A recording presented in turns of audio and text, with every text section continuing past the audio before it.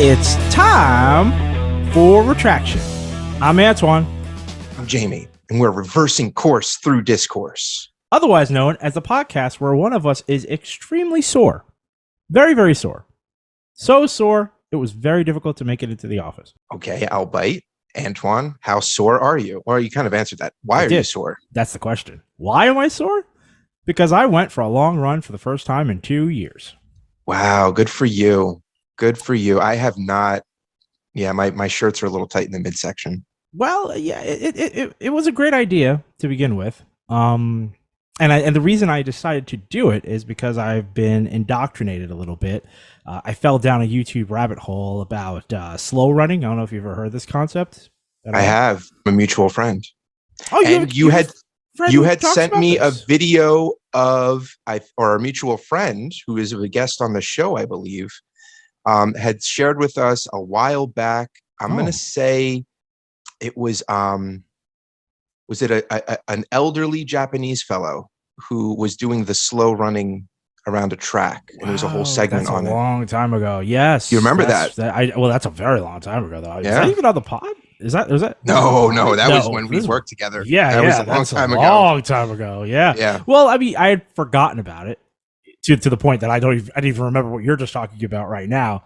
I just fell back into it because I was looking at running videos and I was trying to stimulate myself, give myself something, some little just modicum of fire under the booty to get out there and do something. It's training wheels, right? Something It's been a long time. All right. COVID definitely put the Sasquatch on regular, exercise, as it were. Having a kid also definitely throws a wrench into being able to build a successful system for getting back into shape.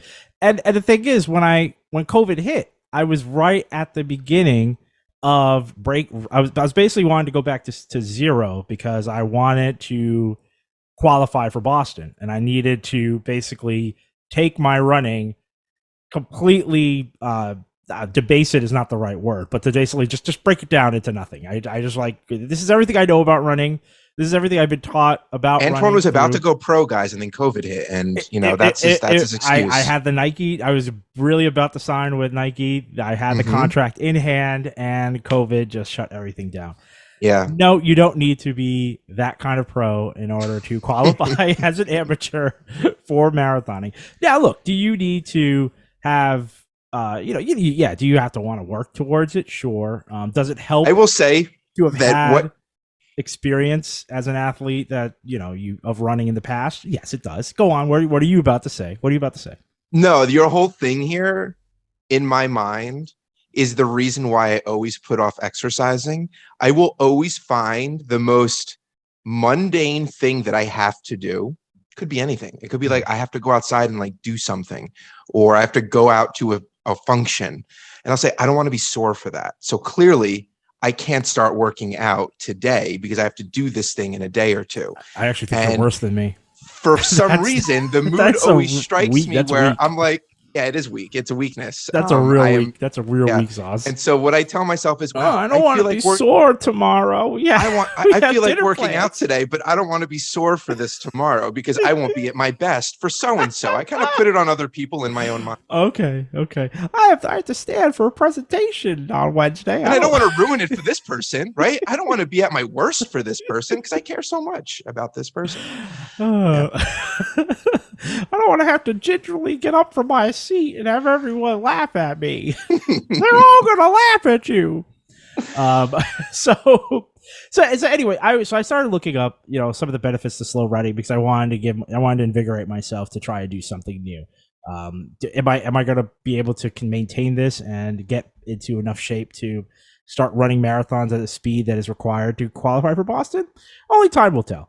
But in the meantime, I was actually impressed. So I'm just going to say anecdotally because I actually did want to just go into some of the not science behind it, but it's some of the things that people tout about why it's better to run slow, which is completely, if you've been running for a long time, like let's say you started running, like I was a cross country runner in high school.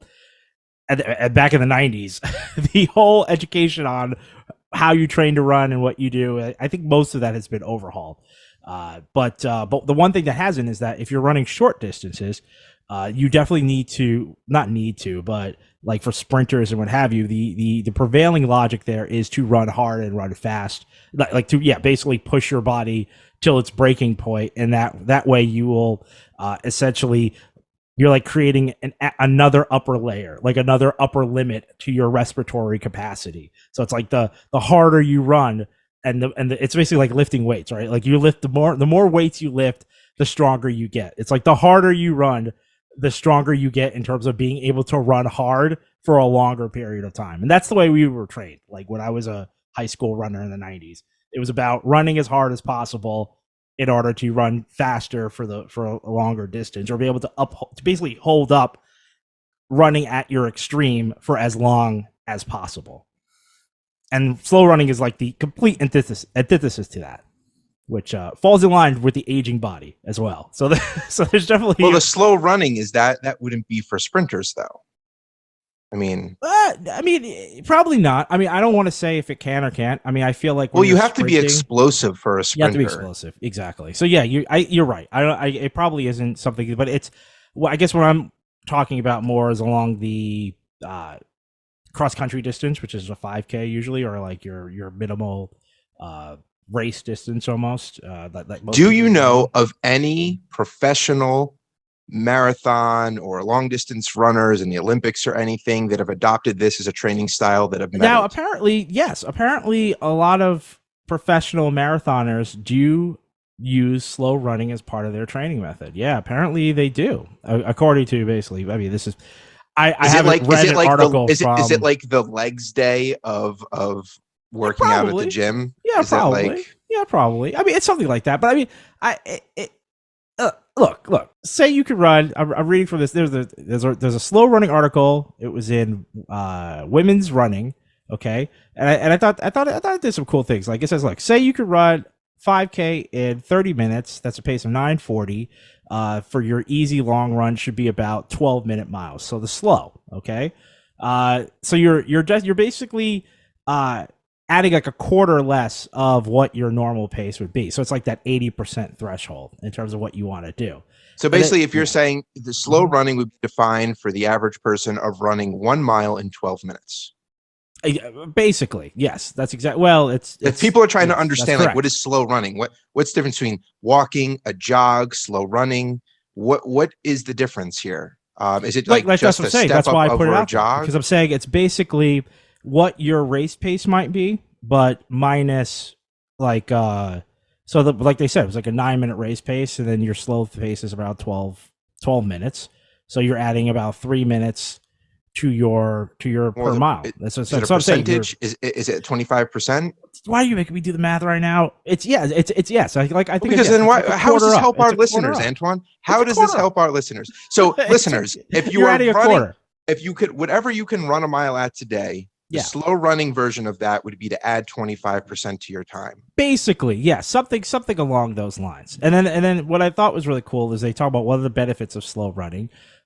It has strengthening muscles and legs, torsos and arms, adapts tendons, ligaments, joints, and bones to the stress of running. It promotes efficient running form. That I can attest to, because when you are running much slower than your race pace, you have time to think. You have time to think about what you're actually doing. And in fact, you're forced to try to think about more things because you don't have the constant panic of, can I maintain this speed over X number of miles? Because you're running so slow, you have enough time to ponder all sorts of great things in this world. One of them should be your form. It teaches. What's up? Okay. Well, because I want to pick this apart as you do it. So, when I got the rowing machine, and I told you, I don't even pay attention to the speed and all that stuff for the most part. I kind of just do it at my leisure. I imagine in my head that I'm like in a lake by myself and just kind of rowing at my own leisurely pace, simply because it's sustainable. It's enjoyable. I enjoy the motion, and it's not really stressing me out in any way. Is it as healthy or beneficial to my physique as going hard? Probably not, but it's sustainable, and that I will do this over and over. because I'm not interested in getting, the body I had in my 20s. Yeah. So I'm not going to do it. I'm not going to ever sustain that level, especially as you pointed out with kids and such. So Mhm.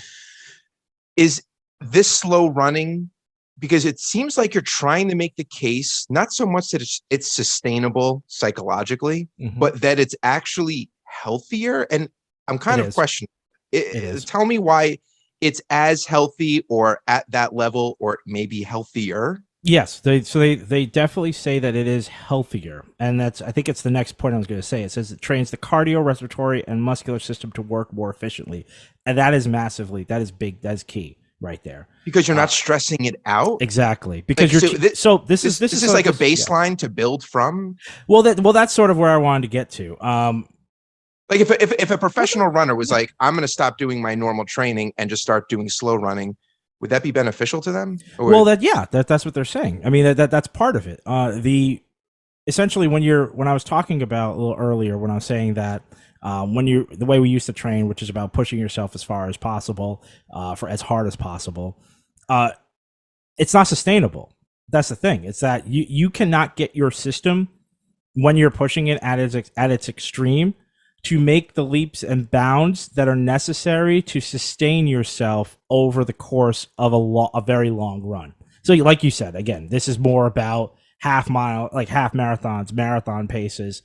What happens when you do slow running is that essentially you're taking your floor, which is your resting, sort of you're almost like your resting pace, and you're slowly building on it. So, but the more time you spend running in your resting pace, the better your resting pace will get, and therefore, and that's a more not consistent, but it's a more sustainable place to be when you're running for a longer distance. It's not sustainable to be at your higher end, which is where most people train and most people run, like on your average day. That's where most young runners spend their time, is in your higher end, trying to push yourself to be faster or what have you. But if you spend more time on the lower end, you're actually raising that floor. So your resting pace gets faster. And so when you need to, in a long distance run, for instance, when you need to go back and rely on that resting pace because you cannot run full sprint for an entire 26 miles, no matter who you are, everyone goes in, even professional runners, at some point go into a resting pace. And what you're trying to do is you're trying to keep that you're trying to get that resting pace to be at a more efficient level than where it would be normally. training to be the Pepe Le Pew of long distance runners. What? Where you're just hopping along and somehow always, that's probably a better reference. But do they even play that on TV anymore? No, I think he's been completely canceled. Yeah, probably. Well, probably since the Dave Chappelle skit, or stand up. So So what I'm hearing here, because I do question whether or not you could compete at a professional level by doing this, but what I hear is that it is it is health versus performance. correct. It is probably healthier for your body, where you're not burning out your organs and your tissue and your fibers. Mhm. Will you ever be able, because I get that you can raise your floor. I understand what Yeah. you mean there, but I still don't know if that equates to being able to still dig down deep and run at a peak that would surpass someone who's been training at peak. So I don't know if you could still do that, but I hear that it's probably for the average person healthier, where you don't have to ice your knees and worry about health issues down the road if you were to just exercise in this fashion. But would you be able to compete at elite levels by solely doing this? I'm going to say I mean probably that. not. Well, I think that you cannot solely do anything when you're talking about competing at an elite level, because that's like saying, do professional soccer players not weight train? Do they just play soccer all the time like a normal person? No, they weight train. You have to augment if you want to be the best and you want to compete. So I'm just saying, you're taking Yeah, but an no, elite but marathon they're runner is not. doing. But are the soccer players working out with like 2.5 pound dumbbells? What do you mean by that? Well, because this is slow running. So Yeah, but you I do mean, different. Yeah, well, I guess what I'm trying to say is that it's probably, if you in terms of the no, longevity. is the coach ever telling the soccer players, you walk 3 laps instead of run?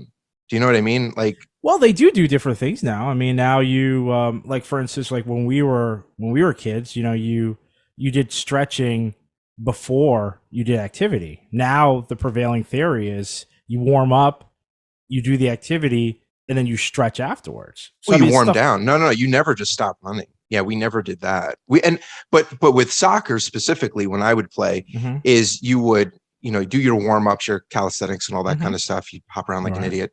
And then you stretch and all that stuff. But then you would run, and then you work on skill, and then you sprint, work on skill, and then you run again, Mhm. and then you warm down with, more fun activities. But with Um, stretching though, where does stretching come in?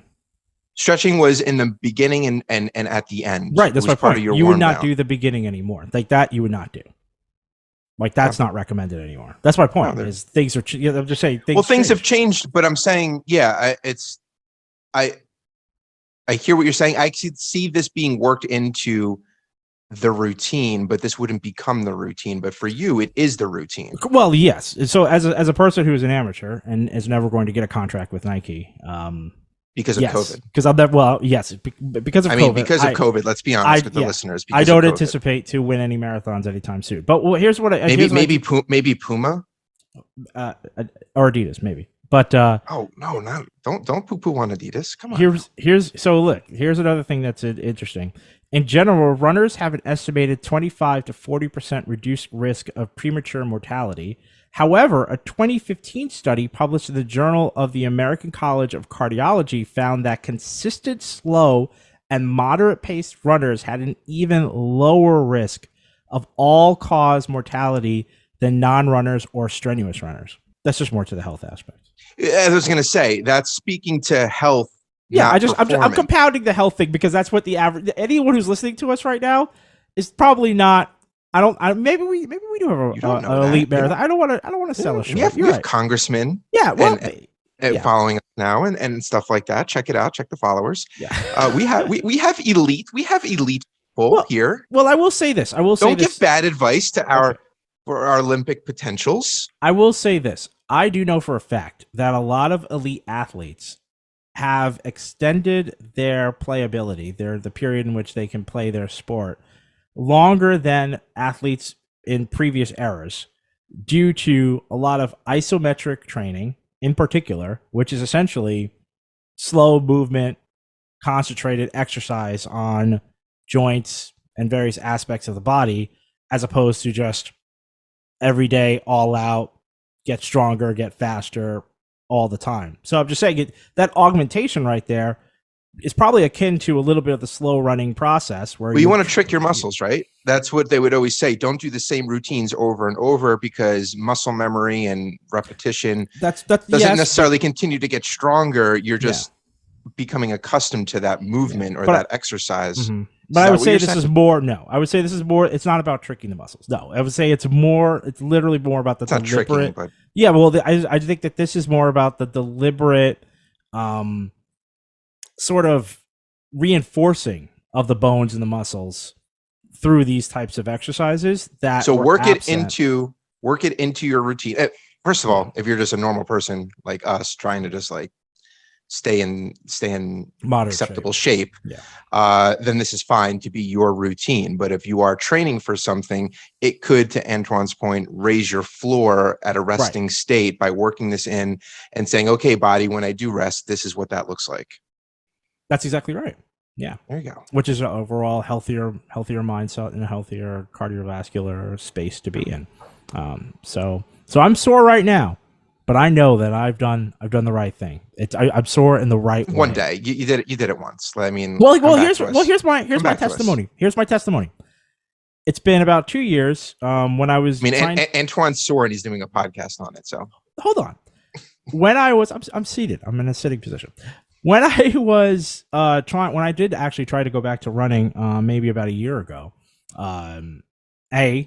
suburban running is nowhere near as efficient as city running. So there's that. Not sure how many, but that's a whole other subject. Talking about, we have grass. We should be running on grass. Like just ample. What fields of grass? Where in the suburbs? What are you talking about? So we have fields and parks everywhere. Suburb? There are fields that I would have to possibly drive to. Most of them are like turf. So they're that is the suburbs. I mean, that is the definition of the suburbs. You can't say that's not how running works in the city. You can't compare. Yeah, but you can't compare. And you don't run on grass. That's you don't just run around fields and grass. No one does that. Who does that? Unless you're a barefoot runner, which is way better on. It's way better on your joints. No, get a pair of cleats. That is no. That's not how runner. No runner is doing that. No runner is doing that at all. I'll tell you that right now. No runner. You're a slow runner. Yeah, not if you're running like 20 miles. And no, you want to get a pair of good shoes and run on probably your rubber track or whatever that is. Yeah, you want. Yeah, which is incredibly boring. But if you're just an average person, I would advise running on grass when you can. Okay, great. Drive out when you want to go for a run. Take what are you running on your lunch hour? Take 35 minutes of that to get to a place to run, and then go out there, run for 10 minutes, and then drive back to your house or your place of employment, so you can get working within that hour of time frame. Go for it. Everyone out there, suburban runners around the world, go drive to these fields of grain that Jamie. Your body was built for grass, not concrete. Go ahead. Of course it was. But modern running, the way that most runners train and run, your body doesn't care about modern running. Yes, we have to adapt to it because that's the reality of what most runners have to work with. So if you're a runner, who runs races, you're most likely want to be training on asphalt because asphalt is kinder to your joints than concrete. And the thing is, concrete is what sidewalks are made of. What I've learned about running in the suburbs is that it's really dangerous to be running in the streets, especially the streets of Jersey. So your most runners run on sidewalk, and that's not the greatest thing for you. And there aren't many running parks, so that also hurts it. Like in the city, I was always able to run to a park, and in the park you would be running on asphalt, which is what you ideally want to be running on. Go to your local school, folks.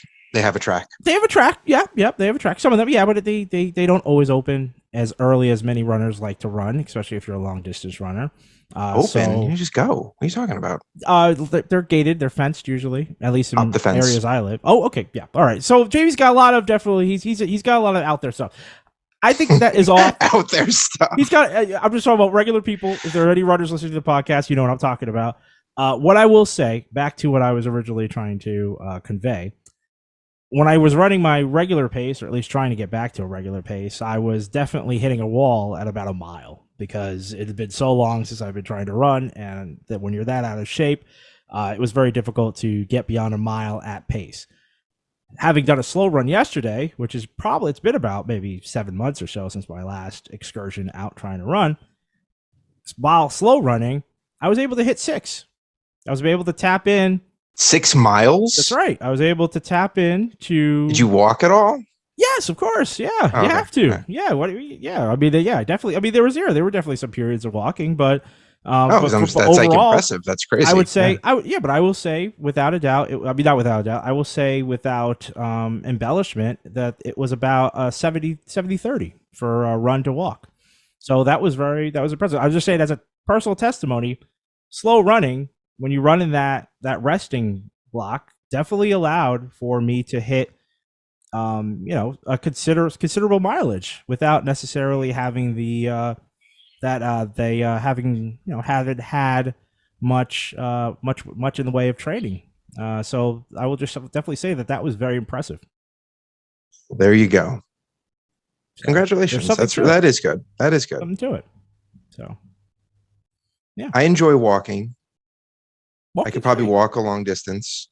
YouTube is littered with fitness influencers but who say I walk to get shredded.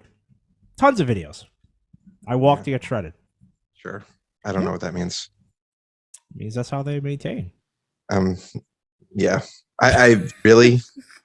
Yeah. There's more to it.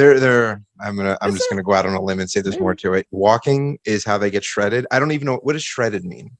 It means that you're at like 3% body fat usually, something like that, 3 to 5. Yeah, that's usually what's required. And then you got Liver King out there. He's shredded because he just eats liver all day. Yeah, I don't know. I mean, sure. When people claim things, I just shrug my shoulders and I'm like, I'm glad that works for you because I don't know if it's true. I don't know how pure their statement is. So I got nothing for that, but it sounds great. Listener, you should look up Liver King and then decide if that man just eats liver to maintain that physique. Yeah, I'm sure he does. Whoever this person is. All right. Anything else?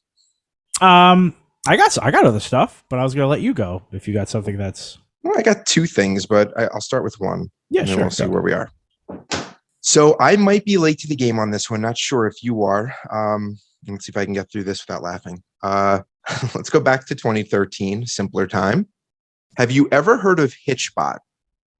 HitchBot. HitchBot, like hitchhiking robot. No, never. Well, buckle up. Yeah, I was like, but I'm about to. The story of HitchBot begins as one of fellowship and goodwill. It has a bright beginning with nothing but open highway in front of it.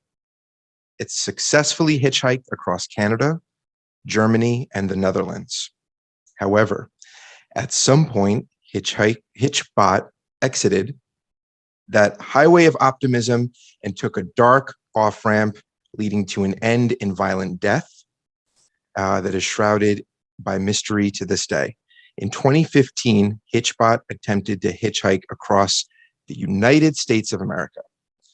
2 weeks later, HitchBot's body was found, stripped of all its wiring and decapitated in Philadelphia, Pennsylvania. However, HitchBot's head was never found. And being from New Jersey, I'm not surprised. I'm kind of shocked that HitchBot had no bullet holes. It could have been worse, I guess, right? There's always that. I'm just saying. Worse. I felt like that would have been the creme de la creme of like he hitched through America and he survived all this time, and then they found 2 weeks. 2 weeks he hitched. We're across entire countries. Yeah, but I mean, he did all this. It was supposed to be from Boston to San Francisco. Wow, and he made it to Philly. And he made it to Philly, but without any gunshot holes. So that's kind of impressive. I feel like he had made it further out. You are look on the bright side of life, right? I'm just saying. I feel like if he had made it to the Midwest and disappeared there, they would have found a couple. Someone would have just taken a couple of pot shots at him, having watched this robot hitching across America. I just feel.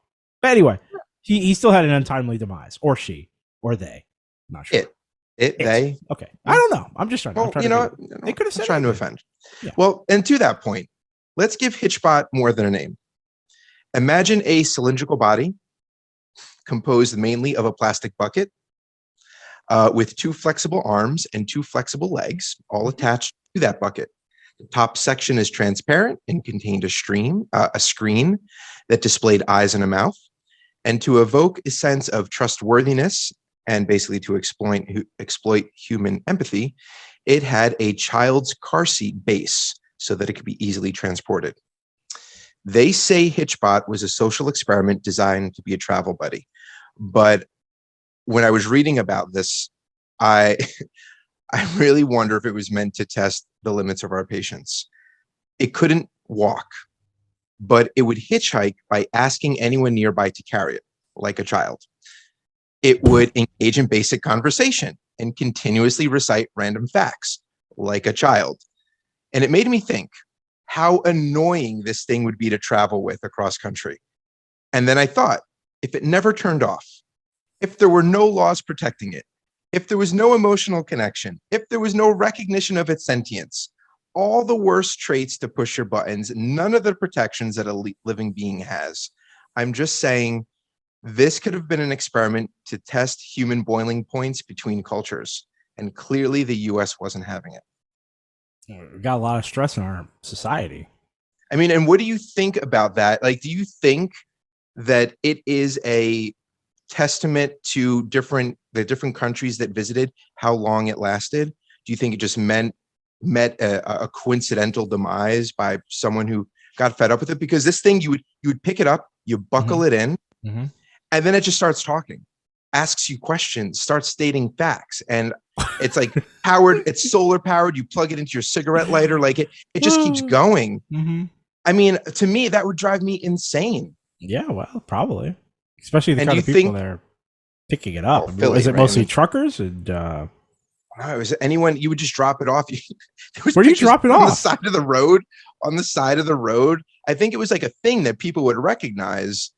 I certainly didn't know about it, but if you're driving, you would just pick it up and you'd buckle it in, and it would be off to the races. It And sounds amazing. It sounds like a really fun and cool social experiment. And it's unfortunate that they started in the Northeast, which are the people with the least with like I think the shortest fuse in America. ooh, that's interesting. Where do you think it would have survived longer if it started in a different place? Where should it have Like I started? said, I think that if it had started maybe West Coast to East Coast, it would have had a longer Well, do you lifespan. think, South California and Yeah, when maybe. Oregon or Washington are the same? Like where on the West Coast? I think if they had started in the southern California and moved its way east, it probably would have had a more livable experience. I Do think you that think it would have again, survived all it the way to might have Boston? gotten a bullet hole at one point, so it might be a one bullet hole or two bullet holes by the time it got over to the East Coast. But I think that Do you even the think South, I think that if it the East start in the Coast is South, where it always ends? I Like, think that the urbanization and the fact that people are so what is it tightly knit together. There's just so much like again when you use the word urbanization. I think that it was a tall order to make it start in the east and make its way over to the but west. I why think is it so different that's from other countries? Why did it survive across Canada, Germany, the Netherlands? well, I first of all I want to know where it actually went in Canada because there were some urban centers in Canada that I think maybe it could have easily have fallen into disrepair. But I think that it is a more uniform culture in general when you look at other countries like Germany, for instance. Even though you have your, no offense, German listeners out there. I'm not trying to. This is not. This is actually I think it's a positive in some ways, but I mean, I think that there's still more, even though you have your variations in terms of the area, like someone who's raised in Munich versus Berlin. But there are just, I feel like there are overall tenets that make Europeans maybe a little less, maybe a little more whimsical, even though you wouldn't necessarily put that together with Germans, but just in terms of the, I don't know, seeing something like that and allowing it to continue its path and without getting too annoyed with it and without deciding that maybe stripping it for parts and selling it is a far better use of your time than to shuttle this thing from place to place. But in a Do country you with think it very was little with a very little protection, safety nets and very hard nosed and high homeless population. And I'm just saying, if you could get money for the parts within this bot, you're more likely going to strip it, so it especially speaks what's to in the head. desperation? It speaks to the degree of desperation per country. Is that kind of what you're getting at? I'm getting at that, yes, and in many ways, in many not so subtle ways, I'm definitely saying that yes. So the people without enough of a social structure, the countries without that Could be, that dip below a certain threshold of social safety net, could be. HitchBot isn't going to survive. It could be. It could be. Who knows? I Well, mean, it's maybe they interesting should try because it again. one of In the thoughts, they are actually. They're starting okay, in cool. France. They said they're No, going to no, start that up. they need to figure out if it's I think they've abandoned the U.S. Well, I I don't think think they're no. I coming think they need back. to figure out. Oh, yes, doing it in the U.S. would be a great another. Just to see how far it gets this time, especially if you start in a different region. Maybe they start in the West Coast. I mean, they should start in the global south and see how far the robot gets as well. You should start in countries that are a little bit more, not as wealthy as the global north is on general, and doesn't have all the safety nets and the infrastructure that has been built in order to kind of have people feel like they could live more of a secure life. I mean, in many ways, America is similar to the global south. We just spend a lot of money in terms of our military to stay on top, but I'm just saying. So if they should have started with a country that might not be as well off and see how far HitchBot gets as well. So I think that would be a better test. Like France, I assume HitchBot is going to make it through France. I don't see why anyone is going to pull it apart for resources in France. It's probably So not going to happen. do you think it was someone who did it that picked it up and was like, I've had it with this stupid thing, it keeps talking, or it was left on the side of the road for the next person, but someone who had no intention of picking up a HitchBot was like, oh, I'm gonna scrap this thing for parts? I, I mean, I think that I think it probably ran at its course through some sort of it probably ran across someone who maybe has a It drug was sitting on the side dependency. of the road. It was sitting on the side of the road saying, pick me up, carry me, carry me. Yeah. And then they And just someone said, looked at it and said, they what is the value of decapitated the it. parts? They Yeah. ended it by decapitating it. We never found the head. They ripped out all the wires, and that was the end. It wasn't so much an annoyed traveler, which is where my head originally went, I where don't I was believe like, so. how can this thing, because I guess you're right? If you're willing to pick it up, then even if it's annoying, you're kind of all in on HitchBot. I mean, Sort to of. pick You up also just HitchBot, put it back down. but so I was kind of imagining this whole, like, you know, Hollywood type story where you pick up HitchBot, then you got some stuff going on in your life, you're traveling across country, you and HitchBot have your ups and downs, but eventually it starts waning on you. Maybe it's kind of like a Shining type thing where you start to lose your mind, and then you just take it out on HitchBot. But what you think is that it was actually dropped off for the next traveler, but then someone else came along with other ideas. I'm actually literally right now I'm typing in height of Oxycontin dependency in the United States, because 2013, that sounds like a good place for this that. started in 2013. HitchBot met its demise in 2015. Oh, okay. Well, still okay. Well, I can still feel like I should type that in. Maybe the bath salts epidemic. When did that happen? I'm just saying. I feel like you might be able to get some sort of correlation, maybe not causation, but there might be some correlation between where HitchBot finds its end and how drug dependent the United States happens to have been at that time. I think that these are things that are worth investigating and looking into. Interesting. That's my thought on that. I guess we'll never know. We'll never know. So that's that. I had another one, but I don't know if you want to go with yours. Yeah, well, I was going to throw mine out because it's a fairly short one. So a listener sent me a tweet, and I wanted to read that tweet if you'll give me. So this tweet was from a man named David Little, Lytle. I'm assuming that is Little. He wrote, "This is huge. We've finally removed the crippling law requiring the USPS to cover certain costs well into the future, an effect that always made the service appear in the red. The Republicans did this intentionally to create a talking point to privatize." And then he linked into an article that was... Give me a second. I'll actually just want to hit there. I couldn't get past. I'm sorry. You might have to repeat that because the whole little thing kind of like, or little huge thing kind of threw me for a second. That's just the guy's name. I know, but I got wrapped up in it. You like made a thing about his last name, and then you're like, follow it up with huge. And I was just like, I got distracted. He wrote, "This is huge. We finally removed the crippling law requiring the USPS to cover certain costs well into the future, an effect that always made the service appear in the red. The Republicans did this intentionally to create a talking point to privatize," which is what happens in most things like schools and what have you. Usually you cripple them in order to bring up the issue of privatization. Then he linked to the article, "What the New USPS Overhaul Law Means for You" from CNN.com. What I picked out of that article were 2 points.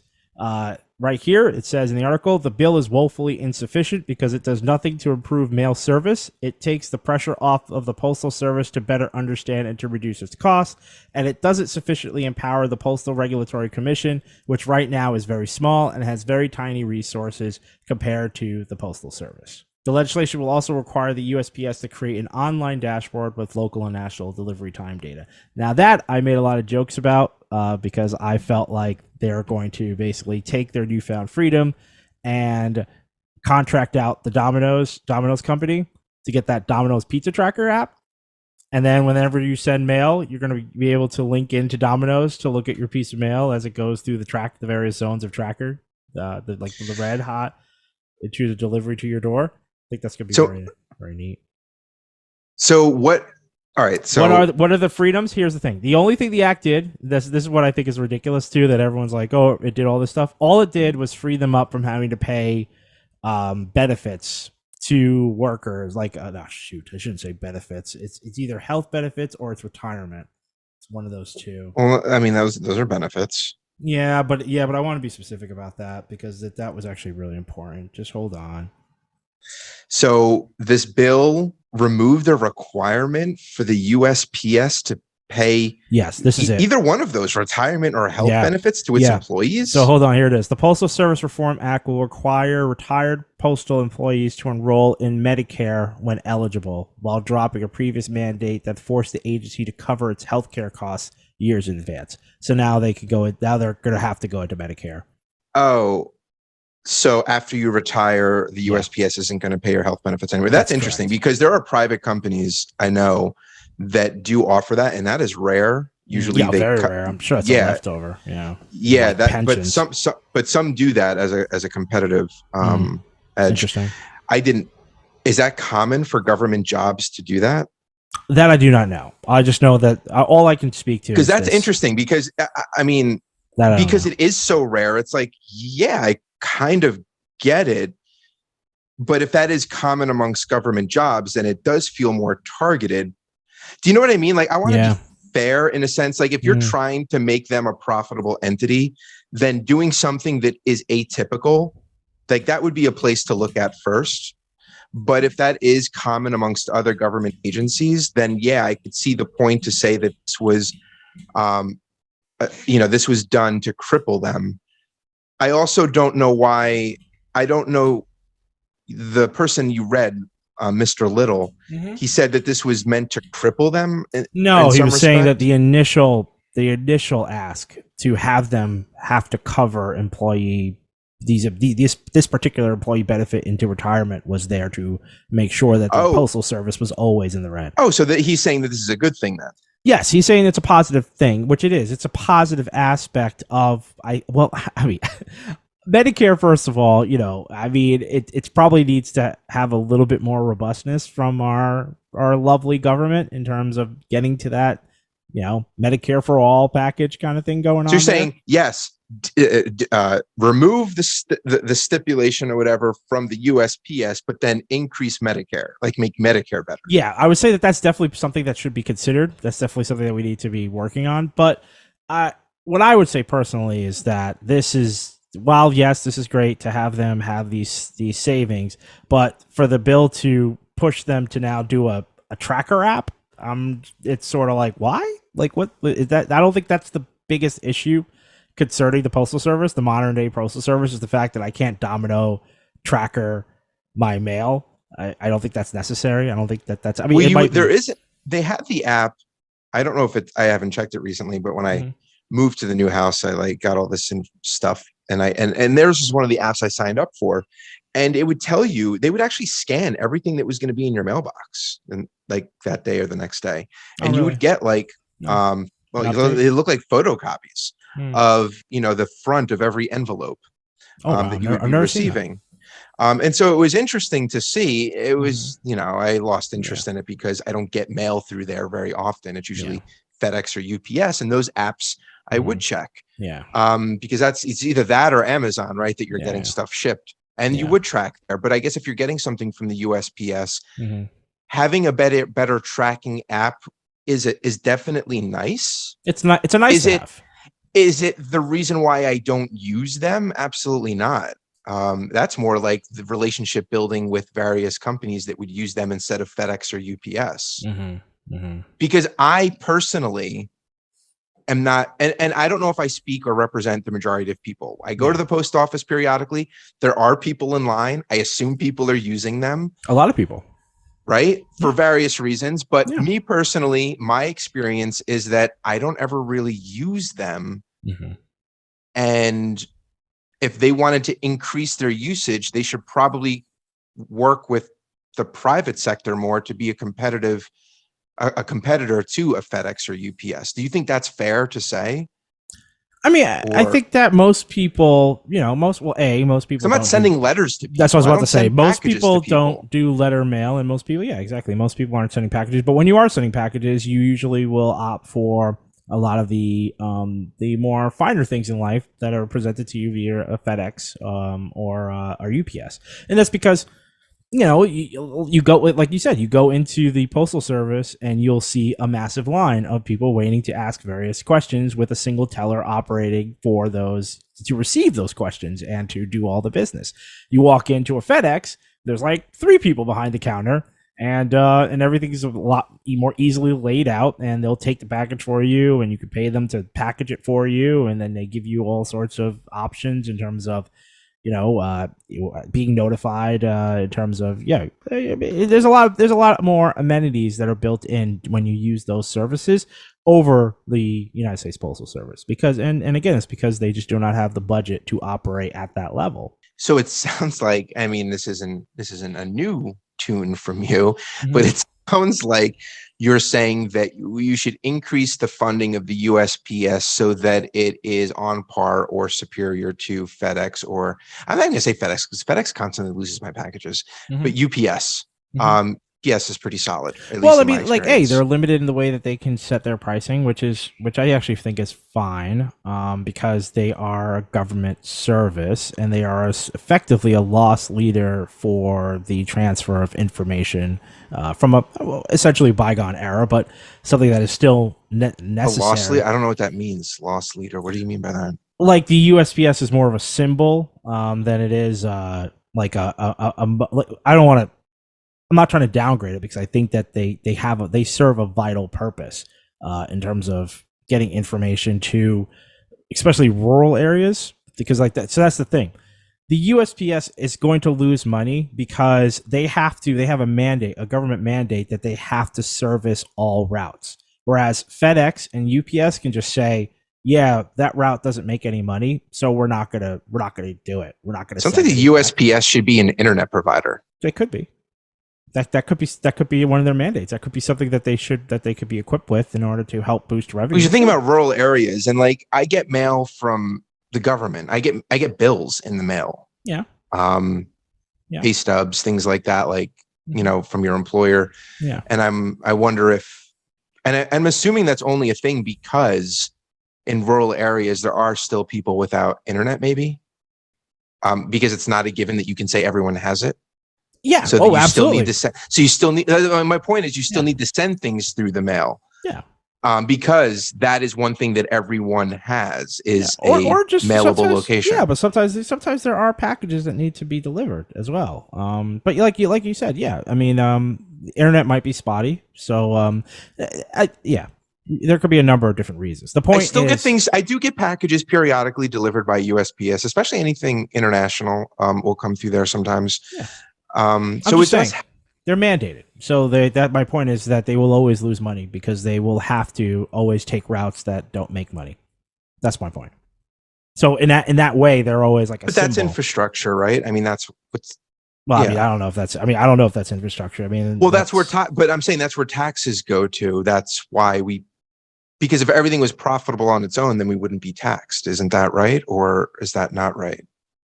I don't know. I don't think that. I've never heard that before. That's why we're No, taxed. I'm sorry. I'm trying to work it out in the moment. You're Mm. saying that they're they're spending money that they don't have, in a sense, that they're Yeah. not, because they're filling the gaps that Yes. we have in Right. society. Yeah, that's correct. And that's because they're not turning a profit.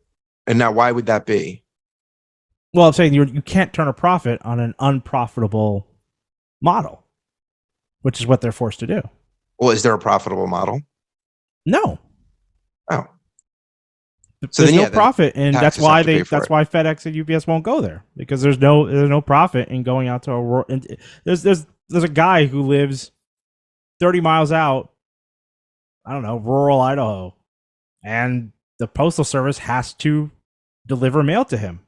FedEx has said they could say we're not doing that because there's no money in the off chance that this guy is going to get mail, and making some carrier, a person, and a truck available that if mail comes, they will then carry it to that man. Otherwise, they just sit idle. The United States Postal Service has to make a truck idle in case that man receives mail in order to get him that mail. It makes sense.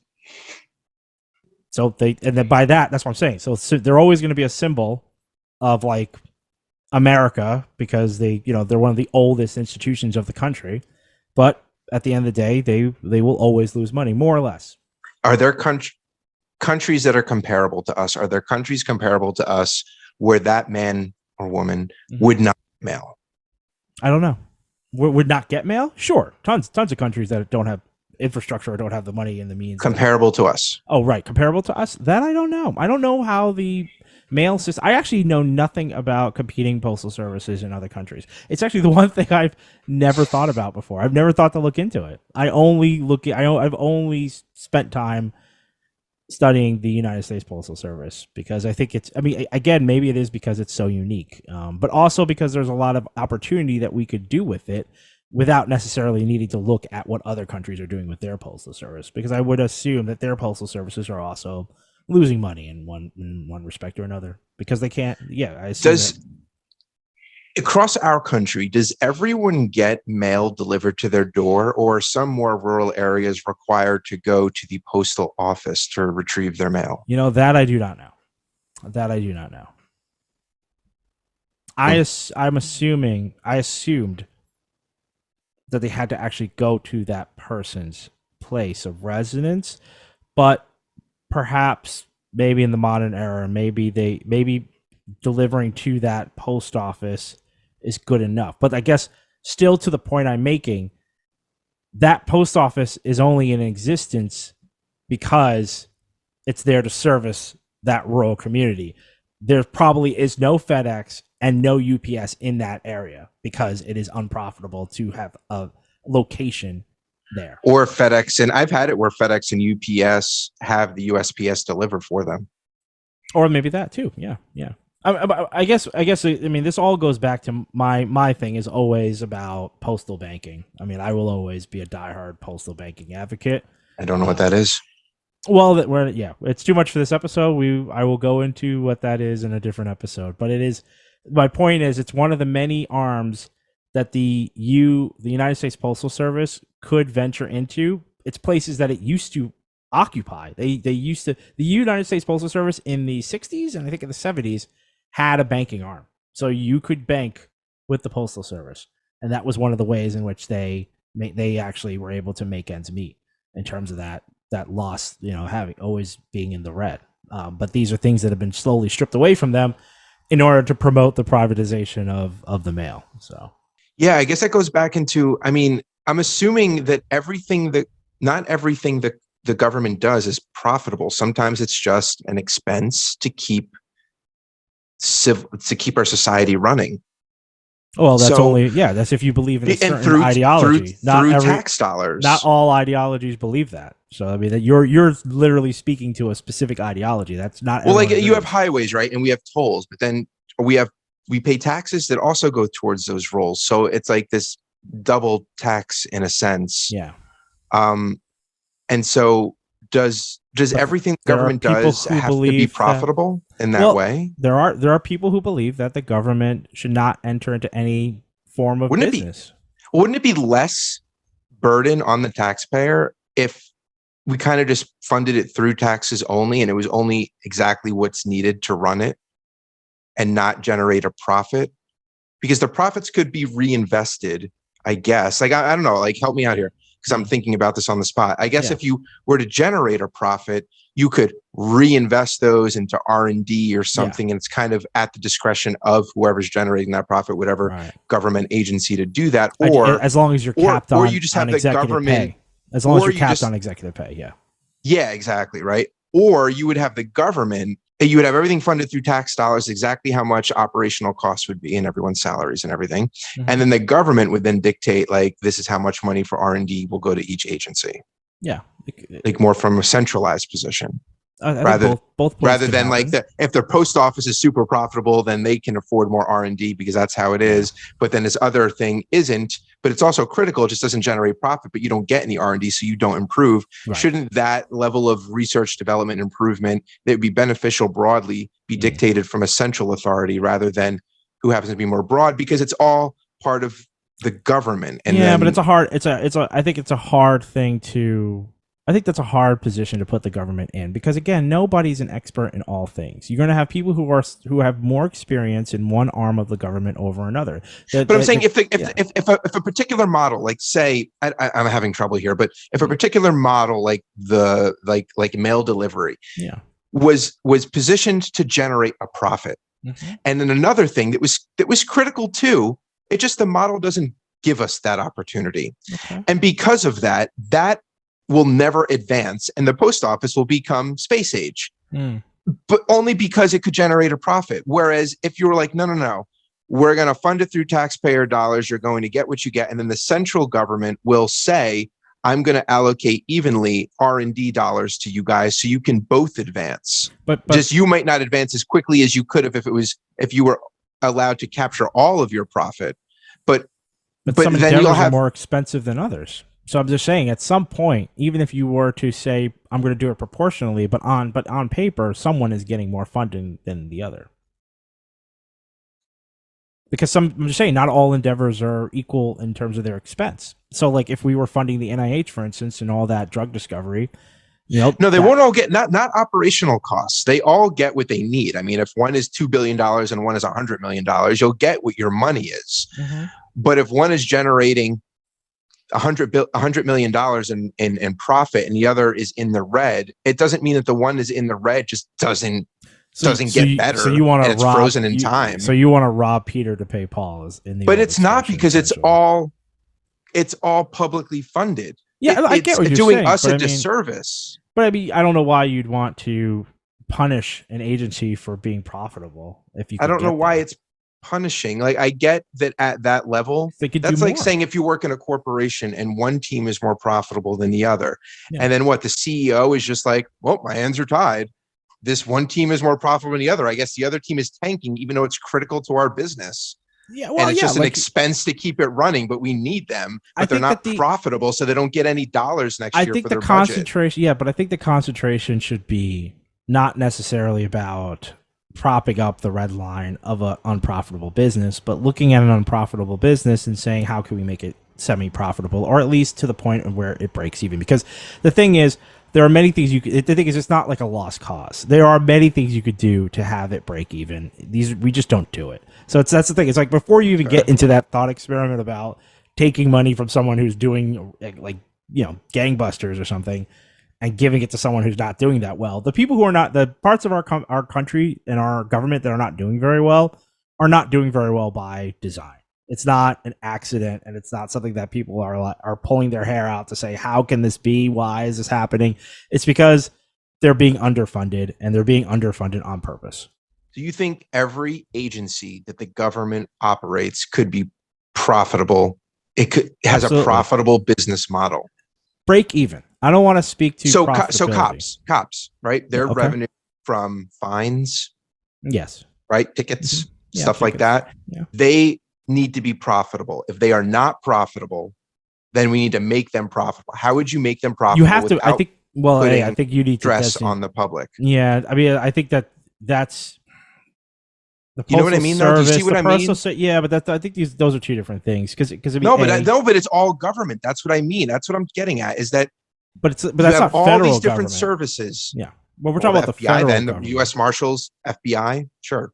What about those? But they are profitable because that they confiscate a lot of expensive cars and a lot of drugs that they then burn for some reason. As opposed but the to concept, reselling. I mean, I'm not in the so know they could maintain. They could all get the profitability, all the different agencies and everything. But you understand the concept of some things are just we need and might not have a profit model. They're just critical.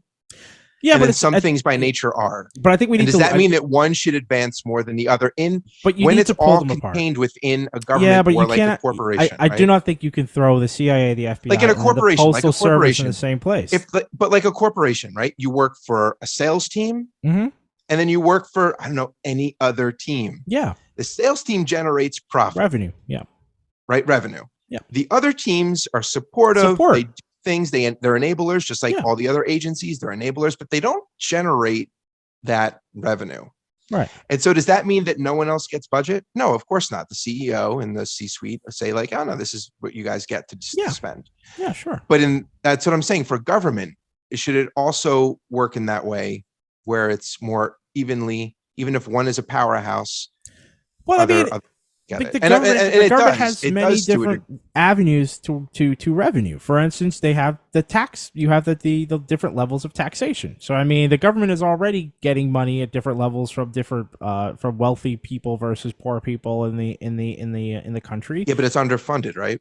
A lot Well, of things are I'm just trying to underfunded. say that I don't think that there's any reason to necessarily pick on any one department to say, all right, we're going to take off the top of your profitability and disperse it amongst the other areas in the government, because it's just like apples and oranges. I'm just trying to say that, like the FBI, for instance, they don't sell anything to the public. The public isn't buying FBI stickers or FBI hats from the FBI in order to like support the FBI. Maybe those things do exist. Not yet. But Not my yet. point is that that's not, the FBI doesn't concentrate in selling FBI apparel to the general public. So they're just in a completely different situation, in a different, I think, like code, if you were, than the Postal Service. The Postal Service is providing a product that the U.S. taxpayer actively acquires and purchases, and so because of that relationship, there's an expectation. But the from that cost of level using them doesn't Yeah. match the infrastructure costs. That's correct, exactly right. But I'm just saying, but when you're looking at them from that level, I would say that there is a part of the government that you should be looking at in order to have some sort of profitability from the government's point of view, and in order to either reinvest it in the Postal Service, or yes, at some point. What I'm saying maybe is you either can you raise reallocate taxes it. on people, or the FBI is confiscating so many cars Mhm. that profit can be diverted to the postal office. It could be. It could be. There, like I said, we have so many avenues in which we generate revenue that you can pick any stream as long as Congress will allow it. And right now, they just don't. They just make sure that that the Postal Service is effectively malnutritioned. It's malnourished, and it limps on as a result of it. Same thing with Amtrak. We just did a cash injection to Amtrak with the massive infrastructure bill. Let's see what Amtrak can come up with, because yes, for the most part, Amtrak is also underfunded. Our rail is underfunded in order to promote privatization as well. Okay. So it's like, watch this space, and I'll get into an episode about postal banking because it's really interesting. Yeah, I don't get it. I mean, I don't know anything about it, and Yeah. from what you said, I still don't get it. So Anyway, so Postal Service, yay! They don't have to pay for their retirees' healthcare benefits. Woo!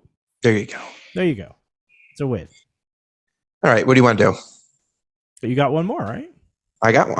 Yeah, I'm here. Yeah. I got one. All right. So, do you shop at Trader Joe's? I do. I love Trader Joe's. Oh, okay. I've only been there once or twice. I gotta be honest. People rave about it. You just said you loved it. Well, as a city person, Trader Joe's is a massive lifeline. It's one of the easier. Well, I'm gonna. So I places. want you to tell me why, because Okay. I'm gonna be honest. I don't. It's not that I don't like it. It's just that I don't understand why people love it. So tell me why. Well, I think in a city, especially in the earlier, when Trader Joe's started to really come up, which is maybe, I don't know, maybe the 2010s or so, there was only like a few of them. There was like one near Union Square. And if you wanted to get fresh produce, you'd probably have to go to either your local grocer, which doesn't have the availability or quality that Trader Joe's was sporting at the time. It was a very efficient shopping experience, and it was cheap. So those things, coming together make it it made it a slam dunk in terms of when you wanted to shop for various items. And then another thing is that they have a lot of frozen goods that are of high quality as well, which in small city apartments, fresh produce will go bad pretty easily, but you have a freezer. Even in a studio, you've got an ice box, usually something that allows you to freeze goods. An icebox? Icebox isn't the right word I want. There's like like you might have a real, mini fridge. not like an icebox. It's like a mini from, fridge, right? The It's a mini 20s, fridge. right? No, it's like a mini fridge is what you'll have. So okay. in the mini fridge, they'll have a freezer component, and so you could do some. And they have a lot of really interesting frozen goods that were of a different variety. Like the dumplings that Trader Joe's has are pretty awesome sometimes. And so high quality, low cost is Trader Joe's thing. That was their That's basically was their that was their bread and butter. Yeah, along with their also their specific products. Like when I was right out of college, I used to buy their it was this they have a pasta that was made. It's their spinach pasta. It was like $1.50 for a whole pack, and I used to just like buy 10 of those for the week. Oh, I mean, I went and I was like, I got something. It was okay. Well, I feel like it's a different era, and in terms of like what we're talking about here. B, when you're outside of the city, I'm a late adopter. I went probably for the first time like 4 years ago. Yeah, I'm just saying, outside the And I city, was you've like, got massive grocery stores, which you just do not have in the city. You've got stop. you What have do you Whole got? Foods, right? Or is Whole That, Foods again, not? that was around the same time. Whole Foods did not really exist in the way that Whole Foods exists today. It was, I don't remember if there was a Whole Foods. I think Trader Joe's was first, so I think they were before Whole Foods existed. Yeah, we have a lot of like mom and pop markets and stuff I'm just in saying, even your mom and in pop our markets are areas. still going to be much bigger than the supermarkets that you'd find in the city. The city supermarkets are super narrow aisles. Mm. They've got a lot of different clientele to service, and you're getting a lot of General Mills staples is basically what variations of it versus what Trader Joe's was offering at the time. Plus, $2 Chuck, young millennial wine drinkers out there, that Trader Joe's wine store that was adjacent to the main store, I mean, you can't beat that. You could get bottles of wine for $2. I mean, I don't. Yeah, is that a good thing? it wasn't very good, but my point is I that mean, there was a whole article out a couple you're like years ago 23 years about old. about the amount of arsenic in the cheaper Yeah, wines. It was like I'm sure it was dangerous. terrible. Yeah, I'm sure it was awful. But my point is, at the time, it made it very easy to hold a nice little party at your house or at whatever, because you could just load up. $20 could go a long way at fair Trader enough. Joe's. When I was in college, I ate a lot of ramen. I was all Yeah, there you go. about Right, that and stuff. So Trader Joe's, Trader Joe's is giving you nice alternatives to all that stuff. So that's my gospel of Trader Joe's. That's my whole setting the stage as to why Trader Joe's was very in demand, and everyone was going there in the like mid 2000s. So yeah, because people swear by it. I feel like that's I do. I mean, there are still blogs actually about the different products that appear and disappear from Trader Joe's. So so that you're right. There is still a bit of a cult following for it, but I would say it's nowhere near what it was back then because there's just more competition. But anyway, go on. Well, no, this is all good because I never understood that. But anyway, so apparently Trader Joe's has a wine store or did have a wine store in New York City in Manhattan's Union Square neighborhood. That's what I was just talking about. I was just referencing it. That's what I'm saying. That's the wine store. Oh, well, there you go. Well, apparently employees had been planning to have a union election there for months. Okay. And a few days before the election was set to happen, like a week or so ago, well, it seems like Joseph the Trader informed employees at 12:01 a.m. that the location would be shuttered effective immediately. Okay. With some employees learning that the store was permanently closed when they showed up to work that morning.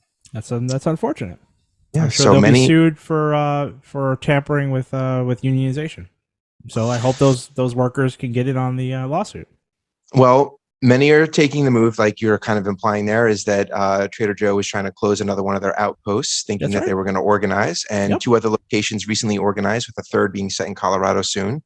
Okay. In 2020, Trader Joe's CEO sent a letter that union organizing campaigns were a distraction cooked up by labor leaders to sow division among workers. So he's clearly not supportive. And he's also left a paper trail to help with that lawsuit. So good luck.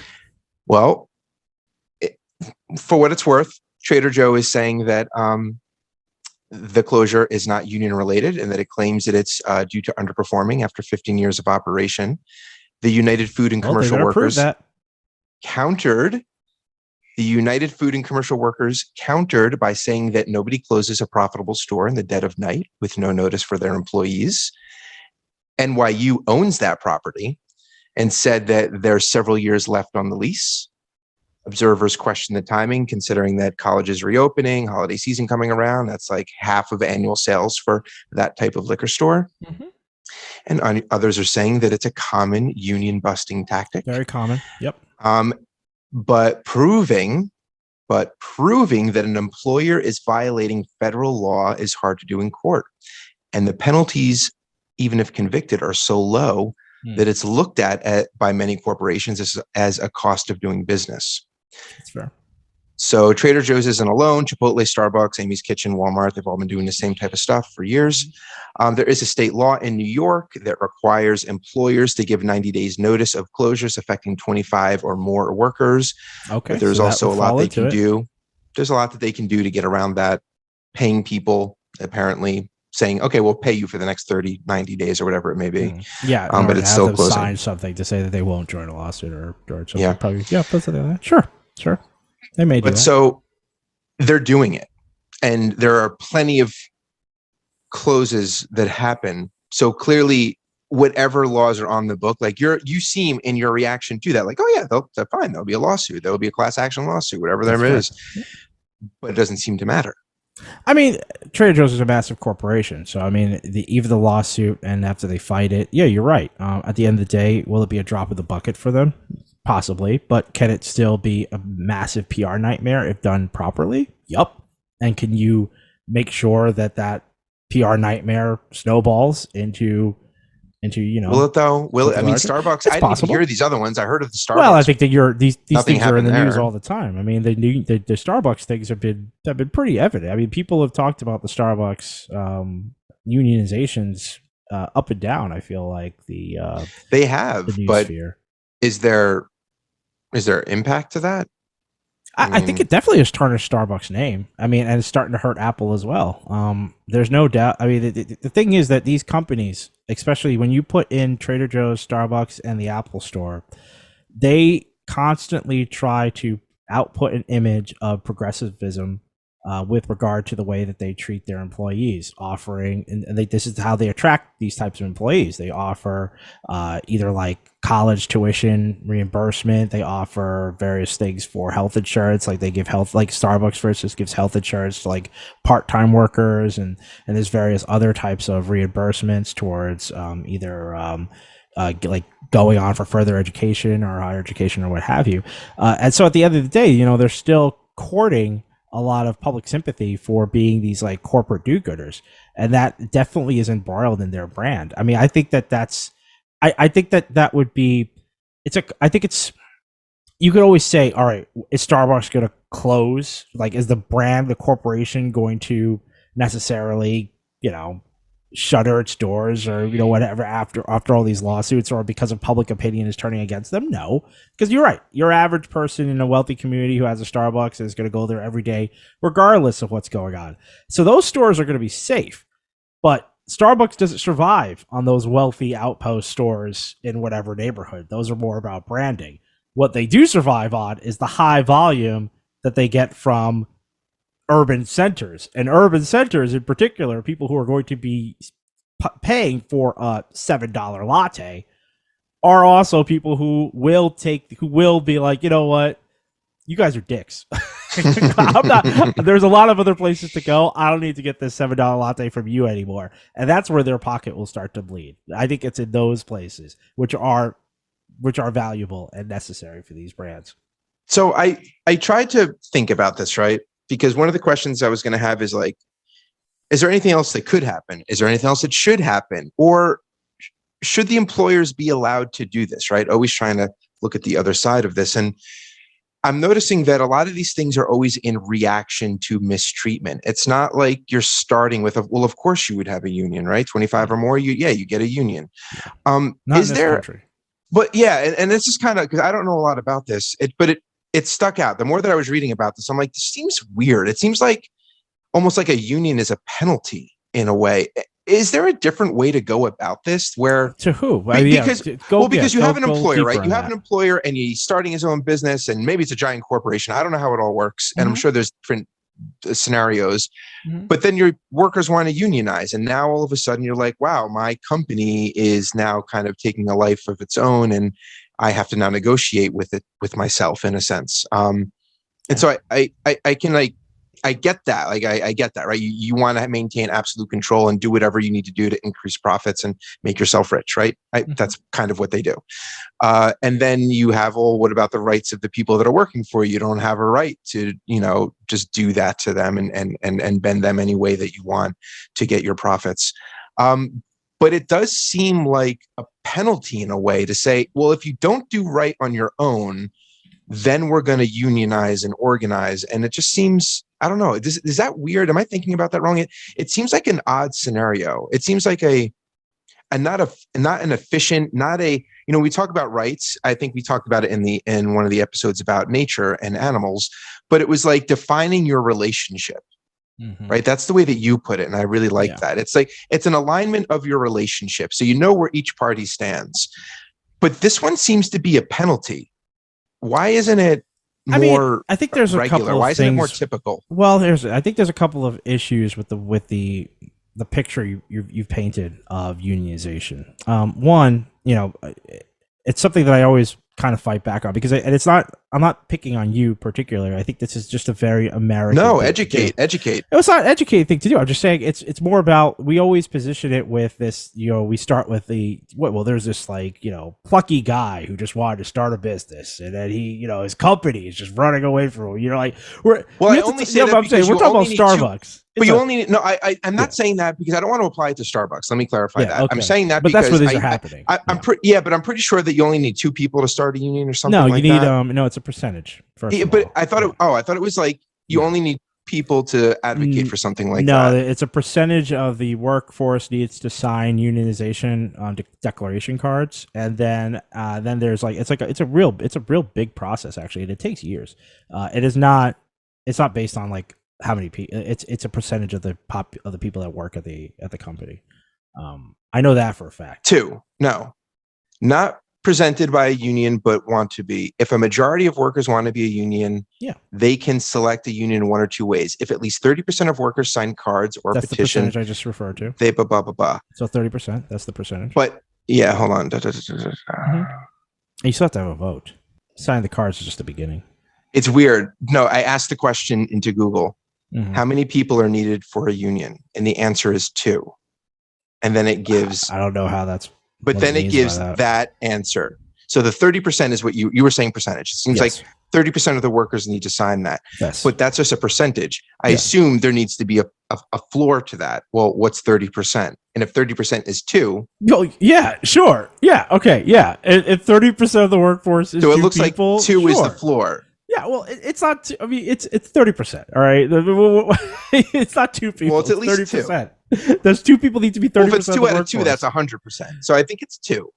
It's not. It's 30%. That's 30%. That's the truth. 30%. Fine, so but it can be as low as 2. We're both right. I think we're both right. I guess so. Right. If those 2 are 30% of the workforce, so not 2, not out of a company of 1,000, not 2 people. No. 2 people isn't going to get you. That's right. That's right. The 2 people is not going to get you anywhere. So yeah, the mom and pop scenario I think is just ridiculous. It's just not fair because that doesn't truly that's not a good picture of what a corporation looks like today, even on the smaller scale. And then when you're saying that it's in retaliation to something, unfortunately, it gets positioned to where workers have had enough, and they're like, how do we get this company to actually listen to what we're requesting of them? Because the conditions that we are forced to basically give our labor to this corporation are untenable. There are conditions that are either inhumane or are not commensurate with what it takes in order to pay rent and to have a family and to basically survive in whatever situation these workers happen to find themselves in. And no, it is not because they want to, I don't know, buy Lamborghinis. It is because they want to pay rent and they're working 3 jobs, and they turn around and say, why am I working 3 jobs? Why do I have 2 part-time jobs and this full-time job, and I cannot make ends meet? And they're asking the corporation to do something about it, and they usually do not do anything about it. And so the only alternative, if you want to have power, is to unionize. And you have to then that unionization brings the corporation, the corporate entity, to the bargaining table in a way that no individual shouting into the vacuum of space can ever. So is it retaliatory? No. That's what I'm saying. Like, it's not. That's not. It's retaliation. No, but it's in response. It's a response to because being why treated unfairly? Sure. Yeah, I know, but so retaliation, just like you had tried to make the argument that parasites weren't inherently bad. That's right. Retaliation isn't inherently a negative act. It's in response to something, and in response to them not being treated fairly or being treated in a way that they can survive in their region. Mm-hmm. Yeah, retaliation. I would say not only does it have the negative connotation, but I feel like retaliation usually has a. Did I use the word retaliation? You said that it was. Did you say you didn't say putative, but you said I think it was something along those. Well, something along those lines, and like but yes, you're right, and not. I wasn't trying to cast it in a negative light. Yeah. but I was doing it through the lens of the employer. And it seems to be that because that's who has the power in the relationship, at least to start off. Mm-hmm. And so what I was trying to get at, and maybe in a bad way, so it's good to point it out, is that it's only happening in response to mistreatment or perceived mistreatment. Because that's where sorry. But why? But it seems, is that the efficient way to do it? For me, it seems like if that's the right thing to do, then why wouldn't everyone have that? Because, well, you know it. Why is it only applied in that? I know why it's only applied, but like, why is it only applied? Well, because workers in general in America do not necessarily view unionization in the highest of lights. Like, it's not something that is glamorous. It's not something that is actively promoted. Does it stifle high earners? Someone who does want to work harder than the rest? Does it somehow? I mean, there's no real such thing as that in a corporation. But yeah, go on. Well, if you have someone who's like, I want to work. Yeah, I want to stay late. I want to work till 10 p.m. Yeah, but that's not. But we know that's not. That again, that's not rewarded. No, but the corporation doesn't give you money for doing that. You just decide to do something like that. But you could get ahead by working harder. Or you could just not necessarily. Yeah. Not necessarily in a Starbucks, but you in a corporation, you could level jump that way by putting in more work. If someone takes a shine to you and likes you, I mean, sure, yes, but that's not about your work. But what I'm saying, but you're talking about the narrative against you to add context to what you just said, that people don't like unions. One of the reasons I could see that being that is because of that scenario where you have people who are like, yeah, I'm single, I'm young, I want to get there at 7 a.m. and leave at 10 p.m. at night, and I'm going to do that for 3 years and do it, and get ahead.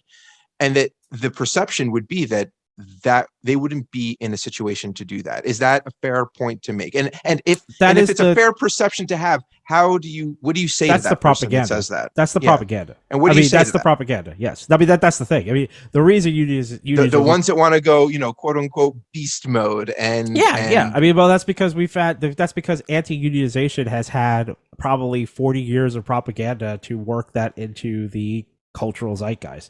Because if you were born in the 40s and 50s, or you worked in the 50s, unions was like the thing you wanted. That was what your reward was. Your reward was becoming a plumber and making it into the plumbers union, because then you've got it made, and you know that someone's going to look after you, and you can afford your house in the suburbs, and you knew you got your job, and you got your pension, and you got all these things. The union was what you were working towards. The hard work was to get into the union. You get paid for your work instead of rolling the dice and say, well, if I work super hard, maybe I'll get noticed and maybe I'll get promoted. Wasn't a concept. My point is that's a propaganda concept that is modern. That wasn't a concept. There was no concept to be like, I'm gonna bust my butt harder than everybody else and I don't know, you wanted to get into the union because that was the way that you could ensure yourself a fair wage. And that's because that generation came out of the Depression. That generation had the trauma and the scars of seeing what unchecked private enterprise was capable of, which is cold-heartedness and essentially indifference to the workforce once the chips got down. So there was no concept of, I'm going to be special and I'm going to work to do this. It's like, no, at the end of the day, you go through a depression, nobody's looking out for you. You can't afford to get bread. You can't afford to make ends meet. You end up homeless. You end up on the street. So there was a the union was just a more high-minded. It had a lot more shine to it back then as a protection against that indifference, against those. So going back, those capitalists. So no, that's good. So going back to the idea of punitive, and I'll put it that way because that's how an employer would see it, and then the norm. Right. That's how the corporate entity would see it. Yeah. Right. Like everyone gets a union, or you only get a union if you're mistreated. Right. Because would you say that that's what exists today? Like you only get it if you're mistreated. Yeah. Because there's propaganda for that. It's not. Well, no, I want to be fair about that. Mm-hmm. Not punitive. We'll leave that one out of it, but you only get it if you're mistreated. Like that's where unions come into play, right? If everyone thinks great at your job, answer this because I actually don't know. Do unions exist in scenarios where employers are taking care of their employees?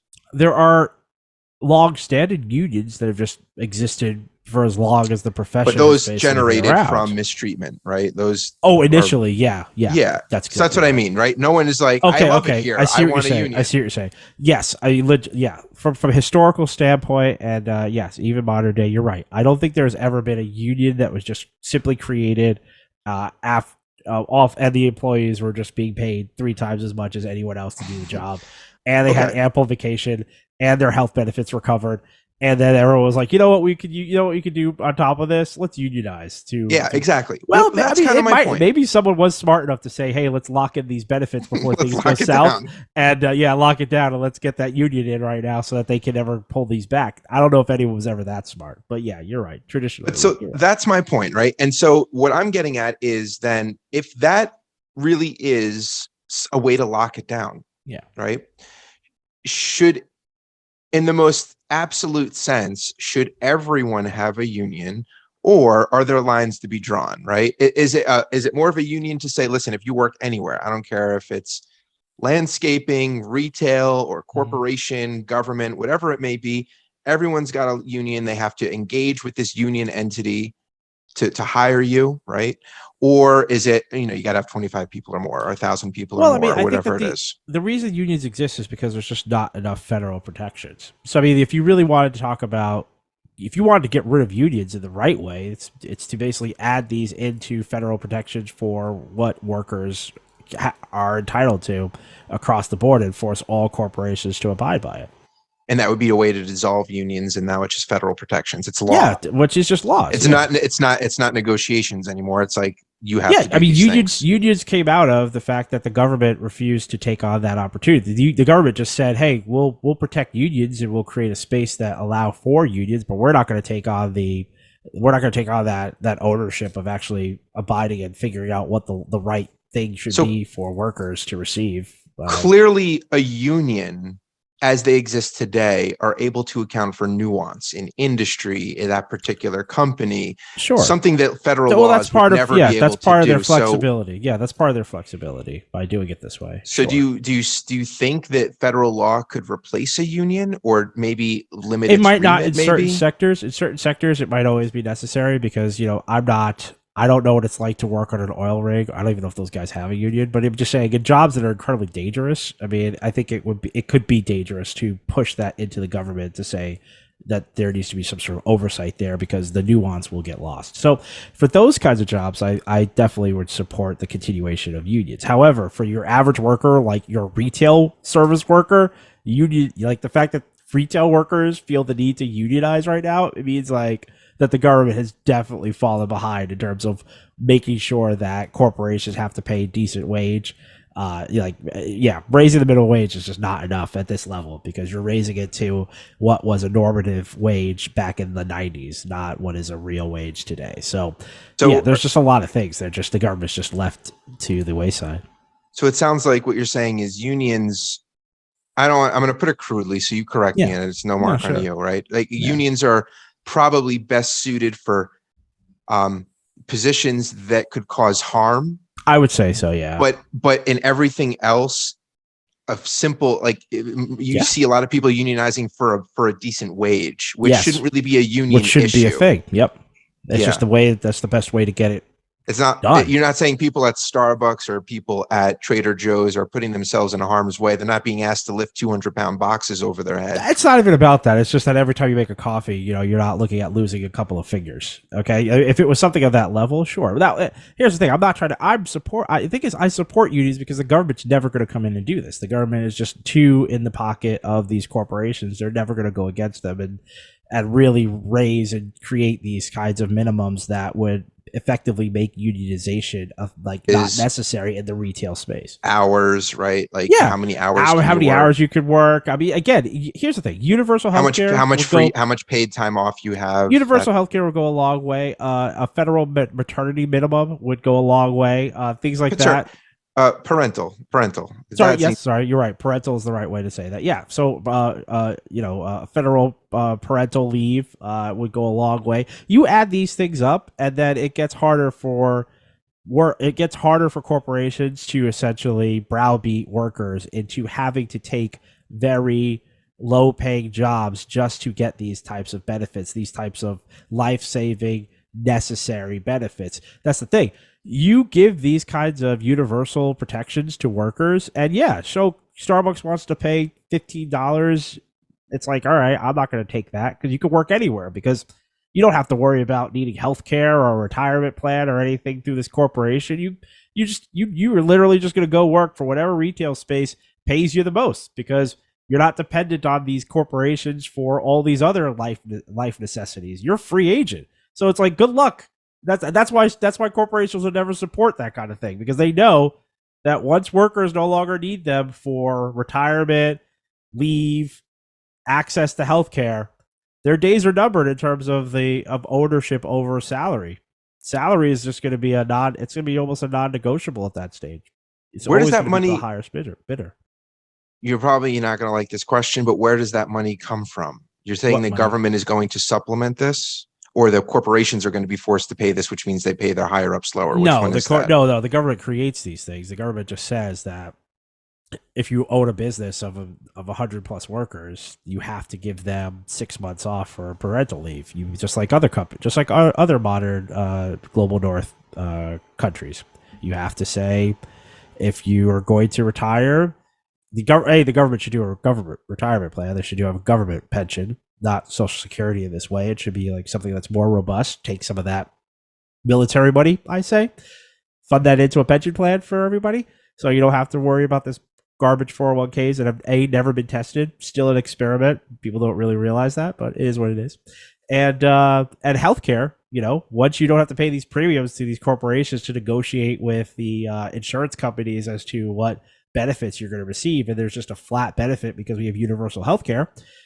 Then your corporation becomes a lot less of it becomes less of a nanny state, basically, because right now you lose that paternalistic aspect to your company where they're involved in your private life. It's kind of funny because it's kind of very much more conservative. It takes these private companies and removes them from your private life. It's like it's making you more free. You're more of a free person to go and obtain the highest wage that is offered to you without having to take all this nonsense into account.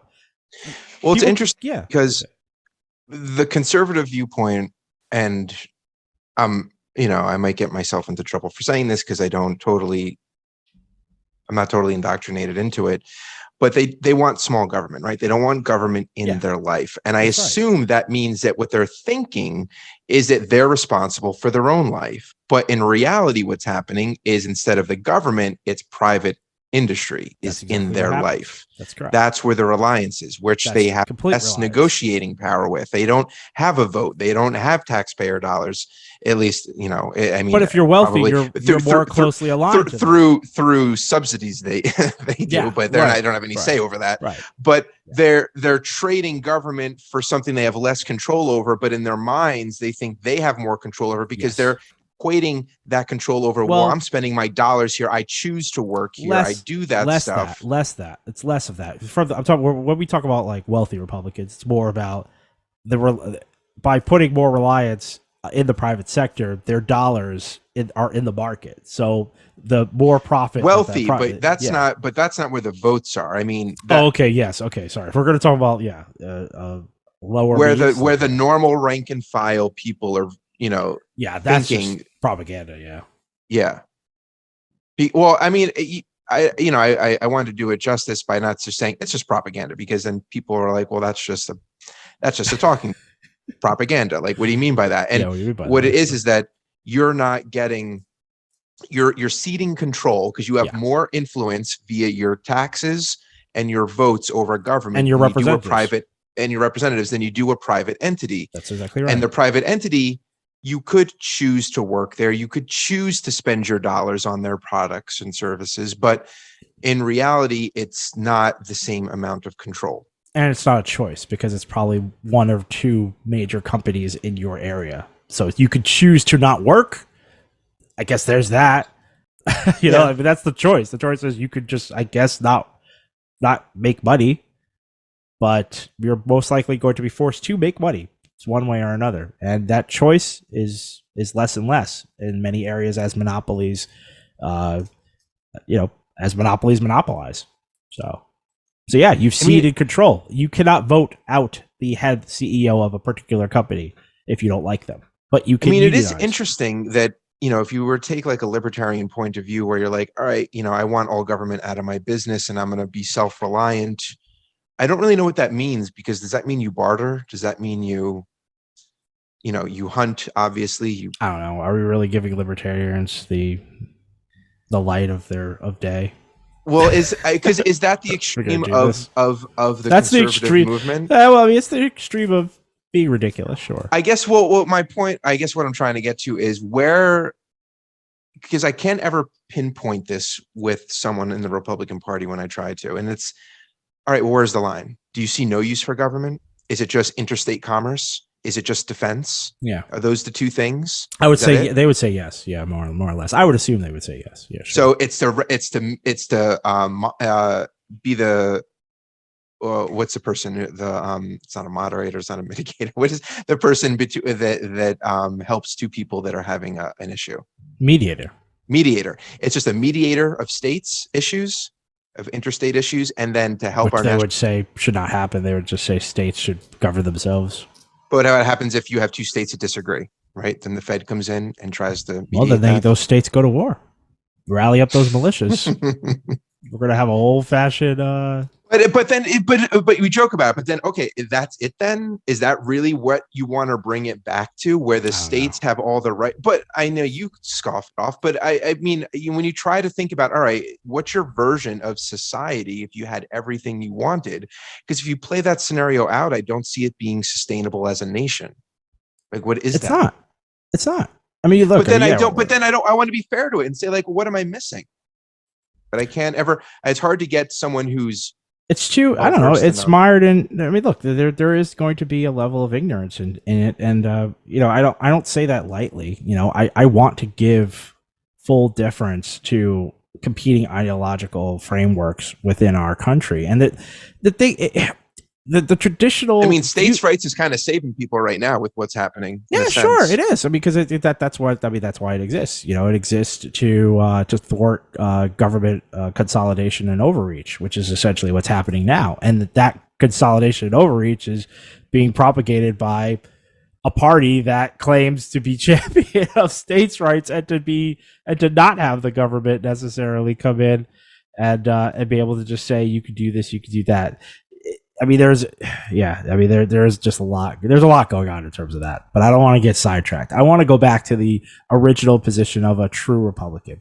In a true Republican standpoint, their at least the way I understand it, their belief should be at the level that the market can take care of people's needs. That if corporations are given the freedom to sell their products at the correct supply and demand prices, and that will allow wages to flow down into the worker, and they will make more money. And with that money, they can purchase everything they need, from car insurance to covering their costs for cancer surgery.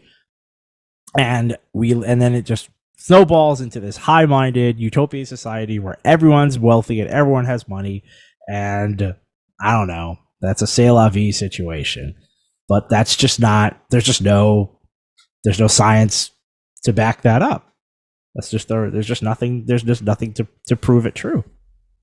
And every time we get closer and closer to that vision, all you end up with is 5 monopolies that basically strangle everything, and then need to get broken up. And that's really where you usually get to. So. And on the flip side, where you have more of this socialized aspect, which is, I assume, what you would be advocating for. Yeah.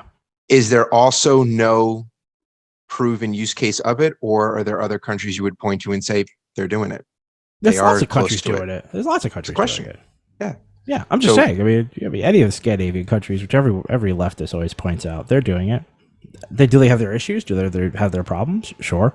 But when you poll their countrymen and ask them about the state of their country, they always poll higher than when you poll an American about what they're getting for their dollars. So I mean, now a narrative that I heard is that it's say to impolite that you're unhappy, and it affects the polling answers. So I guess it's impolite that if you're unhappy in all Scandinavian countries To say that you're unhappy. in France. I've heard it. I've heard it. So basically, every culture outside of out of America has this impolite to say you're unhappy framework to it.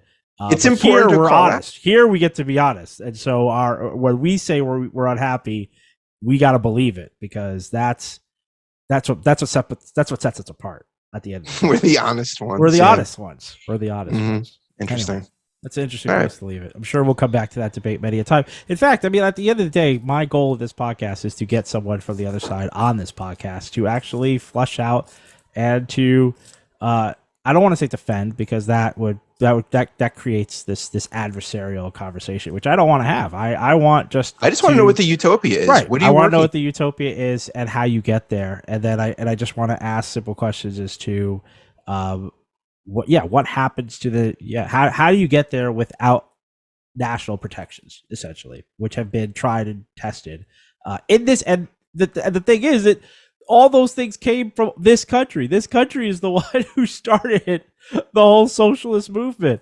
I don't know. So it's sort of like, I don't, and you can't go before it, because we were in a depression before that. And that depression was on the back of an era of unprecedented monopolization. So it's like, I don't know how do you get to that ideology where the market is king and will take us to the promised land? That's my, historically, it just hasn't panned out so far. We'll have to get a guest. We need a guest. All right. With that, Jamie, where can they find us? At Retraction Media. Hit us up on Twitter, and let us know your thoughts. Rate us on your favorite podcasting platform, and send your favorite episode to someone who you think would like it. And with that, it's a Retraction out.